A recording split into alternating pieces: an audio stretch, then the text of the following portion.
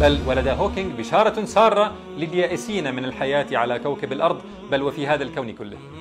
لقد وجد لكم هوكينج مخرجا.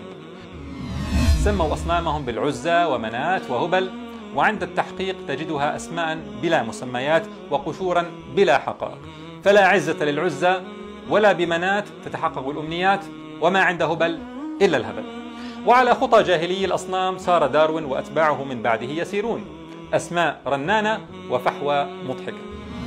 أعطى كهنة الخرافة أسماء لما زعموا أنهم أشباه إنسان وجدوا قبل مئات آلاف وملايين السنين: هومو إريكتاس، هومو هابيلس، هومو إرغاستر، هومو نياندرتالينسيس، وقالوا أن هذه الكائنات تملأ فراغات ما بين الإنسان وأسلافه الحيوانية بزعمهم. فبعد أن اقتاتوا لعشرات السنوات في دعم الخرافة على كذبة أن إنسان نياندرتال هو حلقة وسيطة بين الإنسان وأسلاف شبه حيوانية، توالت الأبحاث الدالة، وبالتالي فالشاب الساذج المتأثر بالإرهاب الفكري سيجد نفسه مدفوعا نفسيا لا شعوريا إلى الهروب من السجن، الإطار، الفريم الذي وضع فيه الخلقويون ليصف في مصاف العلماء المتنورين.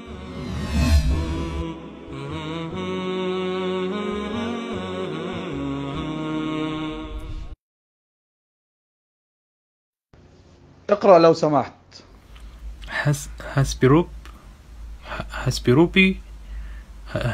هاسبيروبيتيكس هارولودوكوكي.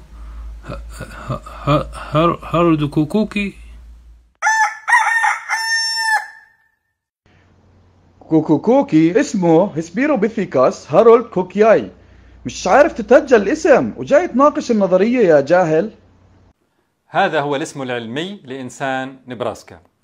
أتذكرون إخواني قصة إنسان نبراسكا الذي تخيلوه بناء على ضرس وجدوه وقالوا أنه يعود لأحد الأسلاف شبه الحيوانية للإنسان عاش قبل 6 ملايين سنة، ورسموا له الرسومات ونشرت عنه كبريات المجلات آنذاك مثل ساينس؟ هل تعلمون أنه كان قد أعطي اسما علميا؟ ممكن تقرأ معي هذا الاسم لو سمحت؟ سأكبره لك. هسبيروبيثيكاس هارولد كوكياي. ماشي يا إخواننا؟ هسبيروبيثيكاس هارولد كوكياي. طبعا ستجد من يقعد ساعة يتهجى في الاسم ويحس بالعجز والخجل من نفسه أنه لم يعرف كيف يلفظه، فيقول في نفسه: إذا أنا مش عارف أتهجى الاسم حتى فما أدراني بهذه العلوم، هؤلاء العلماء أعلم. لكن تبين كما ذكرنا أن هذا الضرس يعود لخنزير، فعادت ساينس ونشرت نفيا لوجود شبه الإنسان هذا. ومثلها حفرية الديناصور ذي الريش المزعوم التي أقيم عليها مؤتمر وروجت له مجلة ناشونال جيوغرافيك عام 1999. أعطوه اسما علميا أيضا: أركيورابتور ليواننجنسز، وقالوا أنه عاش قبل 125 مليون سنة مضت، ويا فرحة ما تمت. تبين بعد ذلك أنها حفرية مزيفة كما نشرت نيتشر وغيرها. نحن نعرف أن هناك أناسا يولدون ولا يعطون أسماء بعد، بينما في علم الخرافة هناك أسماء تعطى لكائنات وهمية لم ولن تولد. التسميات الخادعة يستخدمها كهنة الخرافة كثيرا ولها أثر كبير على السطحيين، وحتى نرتب الموضوع سنذكر كيف يستخدمونها في 3 مجالات رئيسة. أولا، تسمية الخرافات السخيفة بأسماء رنانة. ثانيا، تسمية الحقائق بأسماء وهمية لخدمة خرافاتهم. وثالثا، الأسماء التأطيرية فريمينج. نبدأ بموضوع تسمية الخرافات بأسماء رنانة. كالعادة شق داروين الطريق لأتباعه وسن لهم هذه السنة في إعطاء الأسماء الفخمة للخرافات. فعندما أراد أن يبرر إحدى الركائز الخرافية ال4 لنظريته، وهي خرافة توريث الصفات المكتسبة بالاستعمال والإهمال، اخترع داروين نظرية الجيميولز التي تطلقها كل خلايا الجسم وتتركز في الأعضاء التناسلية لتؤثر على الجنين. ماذا سمى هذه النظرية؟ بانجينيسيس، شمولية التكوين أو التكوين الشامل. اسم فخم أليس كذلك؟ لكن الفحوى فارغة تماما، فحتى المشاهدة الحسية تدل على أن الصفات المكتسبة بالاستعمال والإهمال لا تورث. ومع ذلك خالف داروين ما هو معلوم حتى لعامة الناس وصاغ خرافته هذه في نظرية وأعطاها اسما بانجينيسيس. ومع أن عامة أتباع داروين يقرون بخطئه في هذه النظرية، إلا أن نغمة بان هذه راقت لهم، فصاغوا على منوالها نظرية Directed Panspermia، يعني بذر أصل كل شيء بشكل موجه. ما خلاصة هذه النظرية؟ فرانسيس كريك، وهو أحد مكتشفي تركيب المادة الوراثية، أدرك أن التشفير الوراثي لا يمكن أن يكون قد جاء بمجموع الصدف. طيب ممتاز. وبالتالي اقترح أن تكون كائنات فضائية من حضارة أخرى هي التي بذرت بذرة الحياة المحتوية على الشفرة الوراثية وذهبت. وهذه البذرة مرت بعد ذلك بعمليات تطور. طيب وهذه الكائنات الفضائية كيف تكونت يا فرانسيس كريك؟ مش مهم، المهم أننا فسرنا الحياة على الأرض ورحلنا المشكلة إلى الفضاء الخارجي. طيب هذا الافتراض أن كائنات فضائية بذرت الحياة، هل هو بناء على رصد وملاحظات أو علم تجريبي؟ طبعا لا. إذا أنتم تنكرون وجود الخالق لأنكم لا تؤمنون إلا بما يمكن رصده وتجربته حسب زعمكم، وتؤمنون بخرافة البانسبيرميا مع أنه لا يمكن رصدها ولا تجريبها. بئس للظالمين بدلا. أي شيء، المهم ألا تؤمنوا بالخالق. هذه قصة الدايركتد بانسبيرميا، نظرية بذر البذرة الشمولية، بذرة كل شيء بزعمهم، ومع ذلك يشعرونك بالفخامة باستخدام لفظ البان هذا، بان جينيسيس، بان سبيرميا، مع أن هذه النظريات في حقيقتها لا تساوي قطعة بان كيك. أتذكرون إخواني عندما مات ستيفن هوكينج واحتدمت معركة المدافعين عنه المدخلين له في الجنة التي كان ينكرها؟ كان هؤلاء يذكرون ضمن إنجازات هوكينج أنه صاحب نظرية كل شيء، everything theory. هل كانوا يعلمون ما هي هذه النظرية أم أنه ترديد كالببغاوات؟ من غير ما نعرف، واضح أنها نظرية رائعة ومهمة يا رجل، تفسر كل شيء. كل شيء؟ دعونا عن تراجع هوكينج عن إمكانية الوصول إلى نظرية تفسر كل شيء.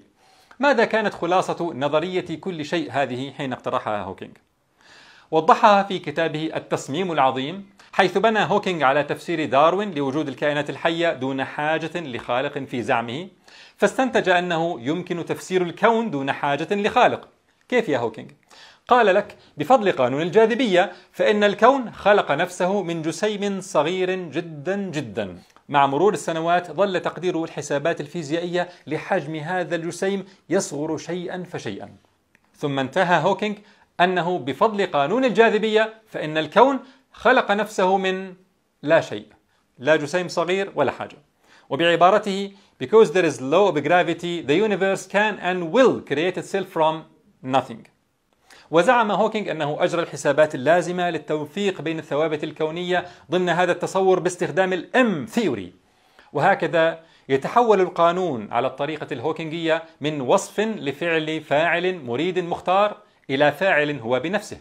يعني تصور أنني أصفك بأنك تكتب على الكيبورد بسرعة 100 كلمة في الدقيقة، فأستنتج أن هذا القانون سرعة الكتابة 100 كلمة في الدقيقة هو الذي خلق الكيبورد، وهو الذي ضرب على مفاتيحه، وهو الذي حول هذا الضرب إلى كلمات. بل ولدى هوكينج بشارة سارة لليائسين من الحياة على كوكب الأرض، بل وفي هذا الكون كله. لقد وجد لكم هوكينج مخرجا، فقد كان يروج لفكرة أنك إذا امتصك ثقب كوني أسود فقد تنتقل من خلاله إلى كون آخر. فلا عجب بعد هذا أن يبدي محرر موقع عالم الفيزياء الدكتور هامي جونستون قلقه من أن يرفض البريطانيون صرف جزء من ضرائبهم لأبحاث الفيزياء إذا ظنوا أن أكثر الفيزيائيين يمضون أوقاتهم في مناقشة نظريات كهذه. ومع ذلك ضع قبل الهراء كلمة ثيوري نظرية، لمع قائلها كما لمع هوكينج، أخفي انتقاد باقي الخبراء له ولنظرياته من الإعلام، فيتحول الهراء بلمسة سحرية إلى نظرية علمية، بل ونظرية كل شيء. إن كان عندك خرافة فما عليك إلا أن تضيف لها كلمة نظرية ليصبح لها هيبة في نفوس المستغفلين. بينما إعطاء الأسماء لا يعني شيئا في ميزان العلم، ولا يحول خرافة إلى حقيقة، فإعطاء الأسماء الفارغة أسلوب قديم لأهل الباطل لترويج خرافاتهم، كما قال الله تعالى: إن هي إلا أسماء سميتموها. سموا أصنامهم بالعزى ومنات وهبل، وعند التحقيق تجدها أسماء بلا مسميات وقشورا بلا حقائق. فلا عزة للعزى ولا بمنات تتحقق الأمنيات، وما عنده هبل إلا الهبل. وعلى خطى جاهلي الأصنام سار داروين وأتباعه من بعده يسيرون، أسماء رنانة وفحوى مضحكة. المجال الثاني لتلاعب كهنة الخرافة بالتسميات هو تسمية الحقائق بأسماء وهمية لخدمة خرافاتهم. أمراض مثل اللايبوما والسباينا بيفيدا أعطاها كهنة الخرافة اسما خادعا، ذيل إنساني human tail، واعتبروها دليلا على ظاهرة مزعومة سموها التأسل آتافيزم. وقد أبطلنا علميا شيئا من هذه المهازل في حلقة ذيلك الذي لا تعرف عنه الكثير. يعطون هذه الأسماء العلمية لإيصال رسالة نفسية حتى تشعر أنك أمام حقيقة مسلمة أخذت اسما وخلاص، ليقولوا لك أنت يا مسكين لا زلت تنفي صحة هذه الأشياء، لقد تجاوزك التاريخ، نحن الآن لسنا بصدد صحتها، هي صحيحة بل وأخذت أسماء علمية وانتهى الأمر، إنما نبحث عن مزيد من الأمثلة عليها. ومن أكبر الأمثلة على تسمية الحقائق بأسماء كاذبة تسميتهم نماذج التكيف في الكائنات بالتطور الصغروي مايكرو إيفولوشن، لإيهامك أن هذه التكيفات ما هي إلا طفرات عشوائية وانتخاب أعمى. بينما بينا في حلقة تجربة البكتيريا الهاضمة للسيترات أنها تكيفات دقيقة رائعة بآليات بديعة دالة على الخلق الحكيم، ولا مكان فيها للعشوائية ولا الصدفية كما يحاولون أن يوهموك. أعطى كهنة الخرافة أسماء لما زعموا أنهم أشباه إنسان وجدوا قبل مئات آلاف وملايين السنين، هومو إريكتاس، هومو هابيلس، هومو إرغاستر، هومو نياندرتالينسيس، وقالوا أن هذه الكائنات تملأ فراغات ما بين الإنسان وأسلافه الحيوانية بزعمهم. وبعيدا عن هزلية الحديث عن أحفورة أو 2 أو 10 أو 20 كما بينا بالتفصيل في حلقة من سرق المليون، فإنك إن عدت إلى كل من هذه الأحافير التي سموها هومو لإشعارك بأنها أشباه إنسان، وجدت أن الأبحاث كشفت أنها إما مزيفة أو أنها آثار حيوانات لا علاقة لها بالإنسان، أو أنها أحافير إنسان بشر كما باقي البشر، لكن سموه باسم مختلف يوهم بأنه كائن وسيط. مثال ذلك الاسم الأفخم من هذه الأسماء هومو نياندرتالينسيس أو إنسان نياندرتال، وهو الذي عليه أكبر عدد من الدراسات. نبدأ نتكلم. أول شيء كما قلت لكم هو إنسان نياندرتال، تم اكتشافه سنة 1856. إيش هو إنسان نياندرتال؟ هو يقولوا هومو نياندرتالنسيس. هومو نياندرتالنسيس معناه هو هومو، من أشباه الإنسان الأول المتأخر، أفهمنا؟ من أشباه الإنسان الأول المتأخر، أفهمنا؟ سترى من يذكر لك أنهم اكتشفوا له أكثر من 300 حفرية وأصبح حقيقة مسلمة، وبالتالي لا يمكن لهذا العدد الضخم من الحفريات أن تكون كلها مزيفة. زهاء 300 عينة وبعضها شبه مكتمل، أكثر يعني حفرية وجد لها عينات نياندرتال. تخيل زهاء 300 على الأقل.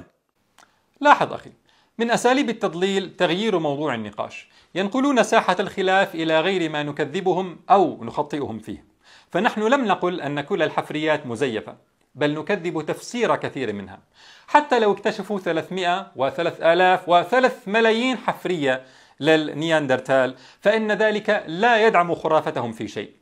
فبعد أن اقتاتوا لعشرات السنوات في دعم الخرافة على كذبة أن إنسان نياندرتال هو حلقة وسيطة بين الإنسان وأسلاف شبه حيوانية، توالت الأبحاث الدالة على أنه إنسان كامل لا يقل ذكاء عنا، وكانت له لغة كما في هذا البحث المنشور قبل 43 سنة، وكانت له شعائر دينية، واستعمل أصباغا وأدوات متنوعة.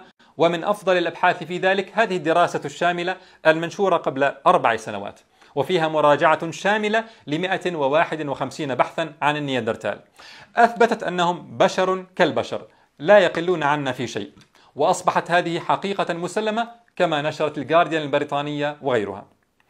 إذن فالنياندرتال ببساطة أمة من البشر، لا حلقة وسيطة ولا كائن انتقالي ولا شيء من هذا التخريف. ومع ذلك كله لا زال بعض عرابي الخرافة من بني جلدتنا يضحكون على الشباب بعد نشر هذه الأبحاث كلها، ويؤكدون لهم أن النياندرتال دليل كبير على التطور. المجال الثالث لاستخدام كهنة الخرافة للتسميات استخدام الأسماء التأطيرية أو ما يعرف بالفريمينج. يطلق أتباع الخرافة مصطلح الخلقويين creationist، ويقصدون به من يؤمنون بأن الله خلق الكائنات عن قصد وإرادة، وأعيد عن قصد وإرادة، لا كما يوهم البعض أن الفرق بيننا وبينهم هو الخلق المستقل أو بالتطور أو التطوير، فمسألة القصد والإرادة أهم من ذلك كله، وهو ما تريد خرافة التطور نفيه أو التشكيك فيه. يسمونك خلقويا لتبدو وكأنك تؤمن بشيء غير بديهي ولا أصيل، بينما يسمون رموز العلم الزائف بالعلماء، وبالتالي فالشاب الساذج المتأثر بالإرهاب الفكري سيجد نفسه مدفوعا نفسيا لا شعوريا إلى الهروب من السجن، الإطار، الفريم الذي وضع فيه الخلقويون ليصف في مصاف العلماء المتنورين. بينما حقيقة الأمر أننا نحن القائلين بأن الله خلق الكائنات عن قصد وإرادة اسمنا ليس خلقويين، بل نحن ببساطة بشر أسوياء نستخدم عقولنا التي لم تصبها لوثات الخرافة. قد تناقش أحد المتأثرين بالخرافة في مقال أو بحث فيقول لك: لكن صاحب هذا البحث خلقوي. خلقوي؟ يعني أصبح الإيمان بالخلق عيبا يحط من القيمة العلمية للبحث أو المقال مهما كان موضوعيا منطقيا، يحط من قيمته سلفا مقدما قبل النظر في التفاصيل، بينما الأبحاث المنشورة من أتباع الخرافة تكتسب في نفوس هؤلاء المخدوعين لا شعوريا قيمة ومصداقية لا لشيء إلا لأنها في عقله الباطن لعلماء. وهكذا يكون أثر الفريمينج، التأطير. قد تقول لي: ها أنت نفسك تستخدم التأطير وتصفهم بأتباع الخرافة. فأقول لك: استعرض الحلقات 15 حتى الآن لترى هل نظريتهم هذه علم أم خرافة، ولتعلم بعدها هل وصفهم بذلك تأطير مخادع أم توصيف دقيق لحالهم. إذن إن هي إلا أسماء سميتموها، فلا تخدعك هذه الأسماء أخي، وانظر إلى الحقائق. بذلك نكون قد تكلمنا عن 10 أساليب لترويج الخرافة: الإبهار، خلط المشاهدات بالخرافة، مخاطبة الناس كأطفال، التهرب مما يترتب ضرورة على الخرافة، تحويل عبء الإثبات، الاستدلال بالجهل، اجترار أكاذيب مفندة منذ أكثر من 130 عاما، مغالطة الشبه، الاستدلال الدائري، والتسميات المخادعة.